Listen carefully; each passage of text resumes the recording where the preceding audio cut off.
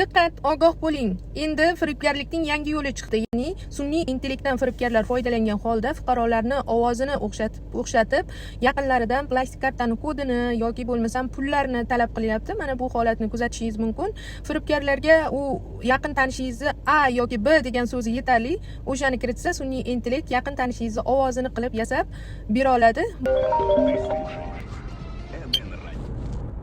Eshitaman. Bolajonim, man Oyi, sizmisiz?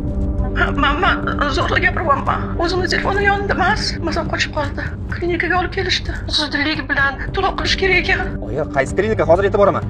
Kelguncha kech bo'lishi mumkin. Senga xabar bordimmi? 4 raqamni aytib ekansan. Kassadaman. Faqat bo'la qol. Hozir oyi. 8753. Eshityapsizmi oyi? 8753. Allo. Ha bola? Allo oyi. Yaxshimisiz? Ha, kelyapsanmi? Kelim bilan mantiq qilyapmiz. Kech qolmagin. Kasalxonada emasmisiz? Tavba qildim degin, tush ko'rdingmi? Kelyapsanmi?